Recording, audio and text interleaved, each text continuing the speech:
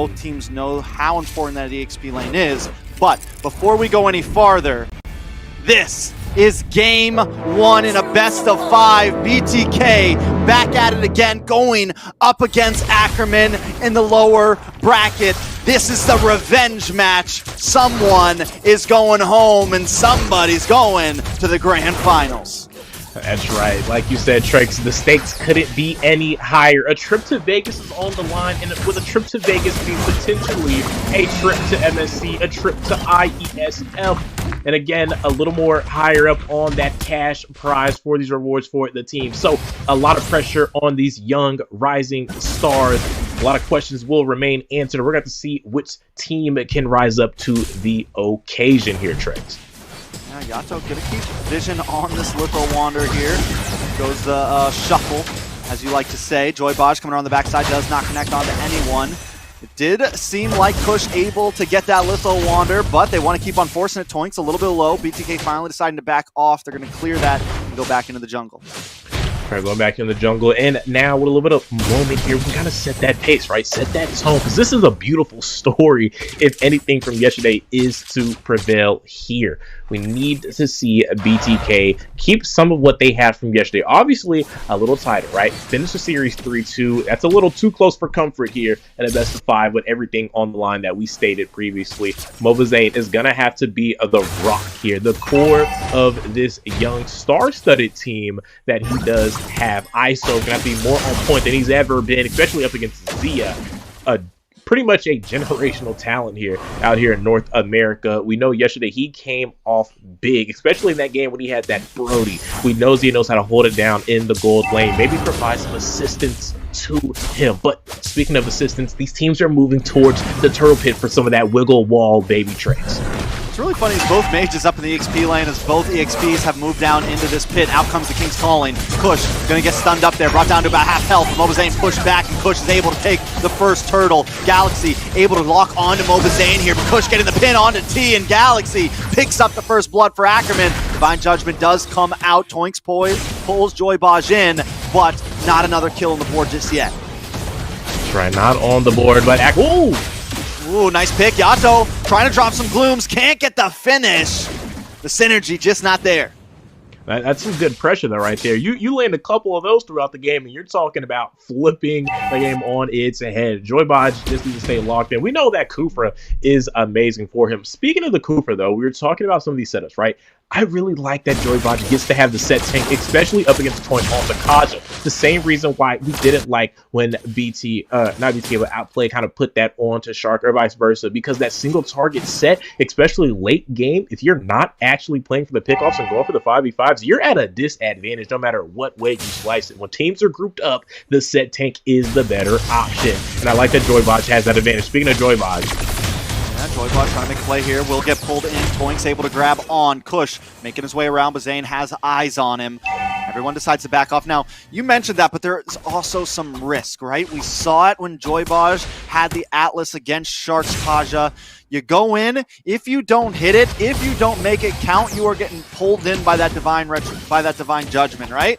You are suiciding if you don't make it count. So Joybaj has some pressure on his shoulders, and one of the main win conditions for BTK right now is if he can land those without getting pulled in. That's right. If he can land those without being pulled in is the question. Indeed, Nicolette here. It's pretty aggressive positioning. I take a note here. It has the black shoes ultimate as Kush being pressured. Yeah, Kush does have that heavy spin. Going to use it to disengage. A little bit of pressure brings him down low. I think BTK should be aggressive at that point, but decide to back off. Keep eyes on Nicolette, and Turtle is coming up now. And like we said, the heavy spin has been utilized. So now Kush doesn't have that pushback, doesn't have that heavy spin to really contest this turtle safely. And I think he will go ahead and hand that over, but they're looking for the gold. ISO gets pulled into the Beer's Passion, able to clock the Blazing Duet though. Gonna be able to get away from this, maybe pick up a kill. DMI's back, Joybaj here, looking for the knockup. Zia calls it. The foresight on that one, able to flicker away and escape death. Escaping death there indeed, and honestly it looked like it might have worked for Ackerman there. They tried extremely well. I like that they went for the trade because like you said, it's kind of a lost cause going for that turtle when Panda doesn't have the heavy spin. So it's a pretty well thought out idea. Obviously it didn't fall through for him, but I like that they have the right mentality. We can't get it here, let's look to trade it over there. That's exactly what you need at this level of the game, because those little trades over time do add up. At this point, we're just looking to see the execution fall through for the side of Ackerman. Speaking of execution though, BTK poised and ready. Joybaj going in.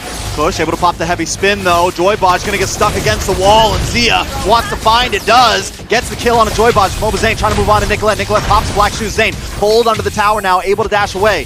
Yato also popped the Black Shoes, brings some of that health back. They're gonna keep up the pressure here. Kush looking for an angle around the side, but him and Nicolette decide to finally back off. The bombs come out, and Zia's able to clear the wave. Both teams back off.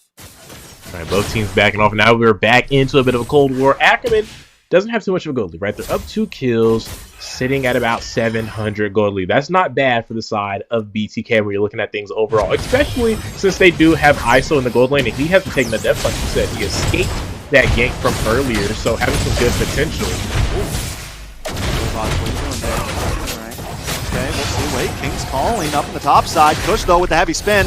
T forced to use the flicker. MobaZane wants to maybe try to steal this orange buff, but Nicolette's pressing in on the inside, gets terrifying to Joybaj, tries to dash in, King's calling comes out. Nicolette in a bad spot, able to flicker. Will she get away? Yato wants to finish, and Nicolette finds safety in the midst of death. MobaZane now also looking for something himself. Galaxy with the final hit, able to push him to the side, but everyone escapes unscathed. And that's just the beauty of when you have Nicolette on your team, man. Somehow, some way, going to be able to find a way to get out of trouble. Speaking of getting out of trouble, getting out in a lead here, a little bit out as far as items. Both Nicolette and Yato went in for that Enchanted House. Both of them have that CDR. They're both going to be able to offer in that poke. Nicolette with a dip and a dashing. Lolita in Yato's hand with those blooms, able to make those plays. Speaking of plays, though, Bosh.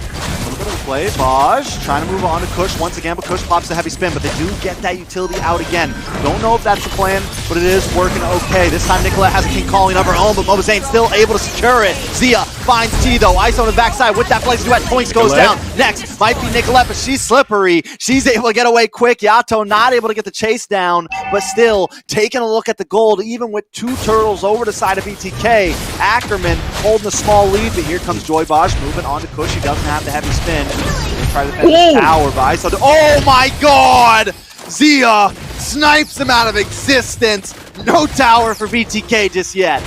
You know, earlier, Trex, we saw a play of ISO going crazy, and I called him ISO-lated, but this time a face shot and ISO-aided from the side of Zia. He's having a great game. 3-0-0 on the Beatrix. That's what Ackerman needs. Gold lane secured right now, especially up against ISO on this Claude. Now you got the kill on him. You're putting him a little behind. That's going to give Zia what he needs, especially since he spikes a lot earlier than Claude. Sure, the DHS comes in handy, but you need another 2 to really get the job done. Zia only needs 1. You get that Blade of Despair, then you're just building flat penetration items at that point.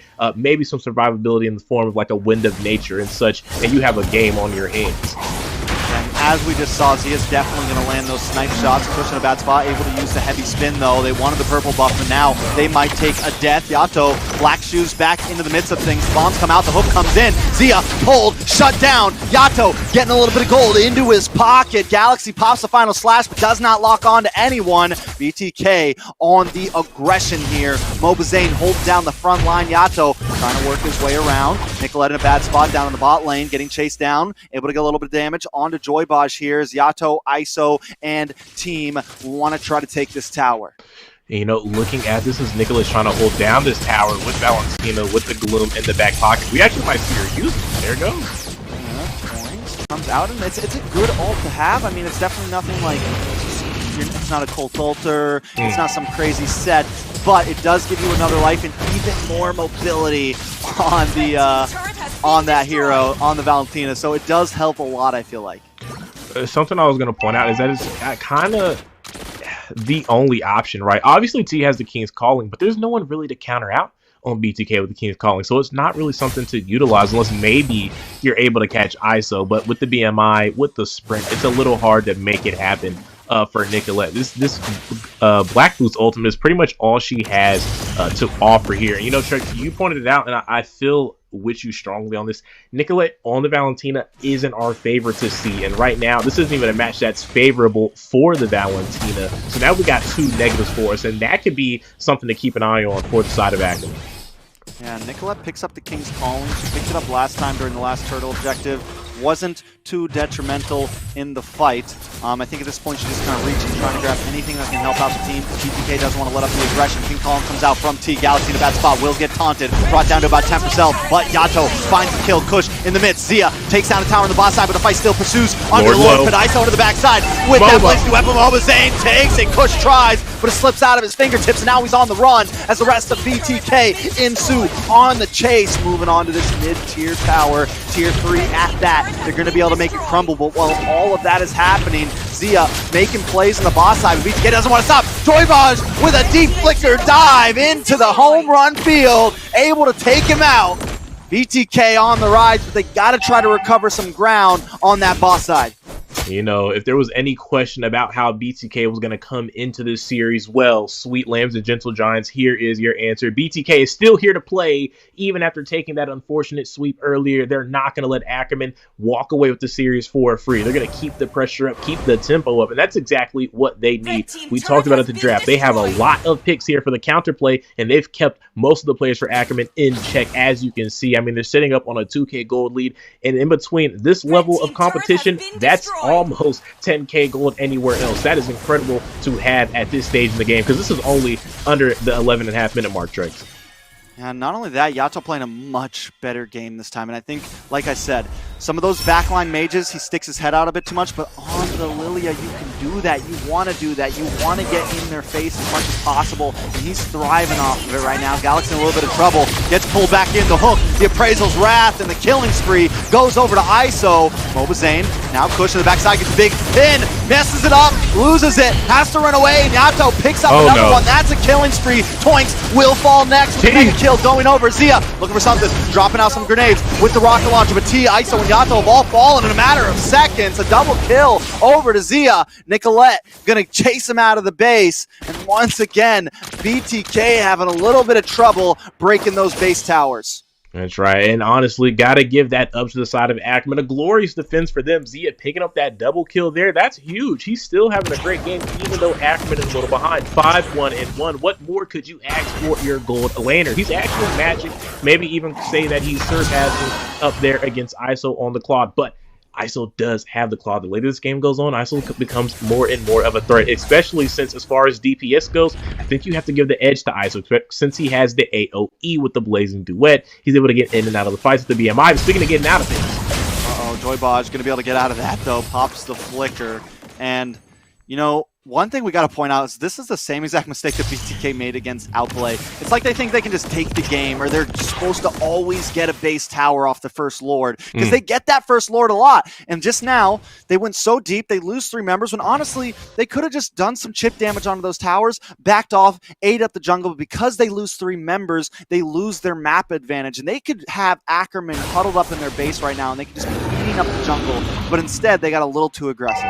And it's a good topic to have and talk about, because honestly, I feel like a lot of teams are a little too over-ambitious with the First Lord. It's only a First Lord. It's not enhanced. It doesn't have any HP growth. It doesn't even have the charge passive to take down a high ground tower, right? You need more. You could definitely just take at least the tier 2 towers, but hang on.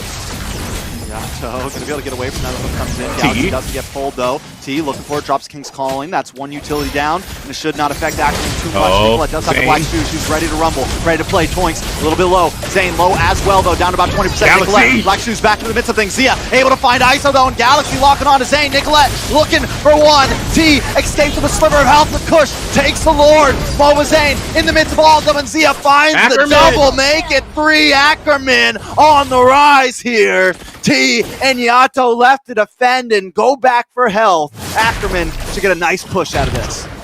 Just like that, Trex, Ackerman is trying to turn this game on its heel. They picked up the Luminous Lord here. They have all their members up.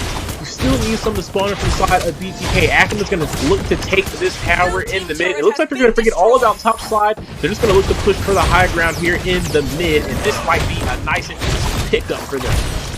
Yeah, they get a nice tower. I don't think they're going to go for the finish. They're going to play this one smart. They don't want to get too aggressive, and that is the mistake that they did not make like BTK made last time. They're going to eat up the jungle. They're going to wait for this Lord, and I don't think they're going to push too hard. I think they know they have the advantage now, and they can play it cool. You know, I would have loved to see after the high ground tower, maybe one member from Ackerman go up to the top side, because the Lord was kind of being stalled out from that midway. They could have had all three of these synced, but they do have overwhelming minion pressure in the top. They'll probably still get that tower anyways, just from the strength of the minions. But look at the siege here, Trex. Zia did just pop that big snipe shot, so he doesn't have that to take someone out. ISO should be able to melt this down, and here goes Ackerman up to that top side finally. So they are going to get a lot out of that enhanced Lord. Joybodge looking for the set, gets knock up onto Kush. Hook comes out, not able to pull him in though just yet. BTK still on the defense, but Ackerman going to back off. And that's exactly what they need to do. Controlled aggression. Something maybe BTK can take notes from. They had the same opportunity not too long ago, Trex, but bit off a little bit more than they can chew. And this could be the difference maker, because it's definitely opened up the map back into Ackerman's favor. Now they have the map control. They have the map pressure. You've taken 2 high ground towers. BTK has 1 left to defend that ever so prized crystal base, and that is the name of the game. The less of those outer towers you have or inner towers, the bigger threat of there is to end this match, and that is exactly what Ackerman has entered. They started to enter into the end game. They're starting to formulate their plan to shut down BTK in game 1. Look at their positioning. They are holding steady. They're waiting. It's like a Venus flytrap here, Trex, waiting for anything nearby that is worth eating to go ahead and land onto those sticky traps that they have planned for them. This is just an advanced setup right now.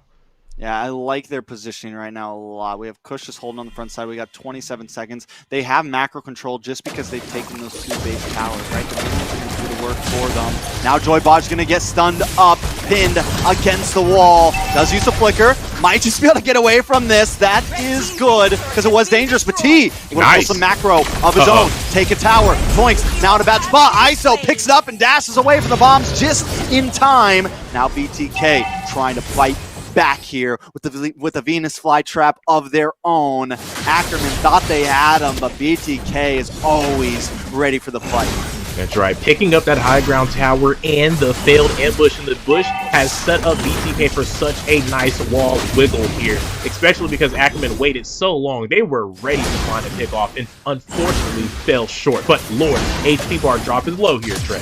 What's going on with ISO on the backside? Oh, wait a minute. Galaxy tries to get him, but ISO might just... Galaxy, wait, no. Galaxy dashes through. In comes Nicolette, going to send ISO away. This is going to give a little bit of a number advantage over the side of Ackerman if they want to try to contest this. Kush does still have that heavy spin.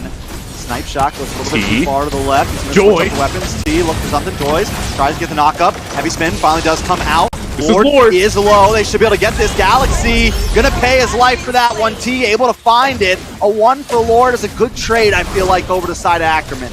That's a darn good wall wiggle if I've ever seen one there, Trex, because honestly, BTK looked like they had that. They were able to reverse the ambush that Ackerman wanted to go for. T was able to open up the base of Ackerman all at the same time. A member gone from the side of Ackerman as well. They took down Toinks. That looked like it was in favor of BTK, but Ackerman able to play that so well. That's why these wall wiggles are so important. Speaking of things that are important, though, we do have a pause request coming out from the side of BTK, and obviously we're going to honor that. But Trex, now with that siege coming down, a little bit of breathing room here. How are we feeling right now?